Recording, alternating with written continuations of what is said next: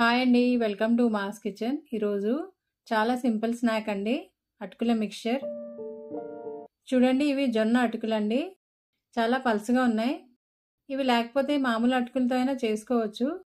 పలుచగా ఉన్న అటుకులను అయితే మనం డ్రై రోస్ట్ చేసుకోవచ్చు అండి. అయితే ఫస్ట్ స్టవ్ వెలిగించుకుని స్టవ్ మీద ఒక కడాయి పెట్టుకుని ఆయిల్ ఏమీ వేయకుండా వీటిని డ్రై రోస్ట్ చేసుకోవాలండి.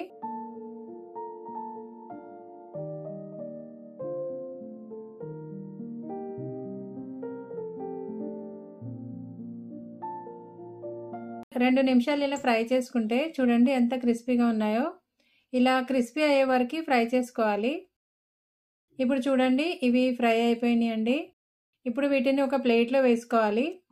తర్వాత కడాయిలో 1 టేబుల్ స్పూన్ వరకు ఆయిల్ వేసుకోవాలి. ఆయిల్ కొంచెం వేడైన తర్వాత అందులో 1 స్పూన్ ఆవాలు, ఇంకా పల్లీలు వేసుకోవాలండి. మనం తీసుకునే అటుకుల క్వాంటిటీని బట్టి పల్లీలు వేసుకోవాలి.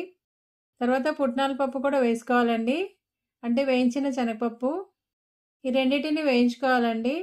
పల్లీలు ఇంకా పుట్నాల పప్పు వేగిపోయిన తర్వాత అందులో కరివేపాకు వేసుకోవాలి. కరివేపాకు కూడా ఫ్రై అవ్వాలండి. 2 నిమిషాలు వేయించుకోండి. తర్వాత కొంచెం పసుపు, కొంచెం కారం వేసుకోవాలి. రుచికి తగినంత ఉప్పు కూడా వేసుకుని 2 నిమిషాలు వేయించుకోండి. తర్వాత అందులో వేయించుకున్న అటుకులు వేసుకుని మొత్తం ఒకసారి కలుపుకోవాలండి.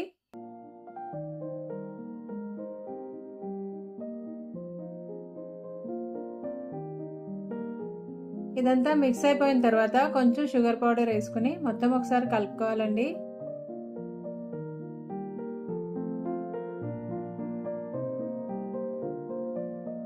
ఈ మిక్చర్ని ఇంకా కొంచెం టేస్టీగా చేసుకోవాలంటే వేయించిన జీడిపప్పు ఇంకా కిస్మిస్ కూడా వేసుకోవచ్చండి. చాలా బాగుంటుందండి. ఒకసారి ట్రై చేసి చూడండి. వీడియో నచ్చితే ఒక లైక్ చేయండి. Thanks for watching.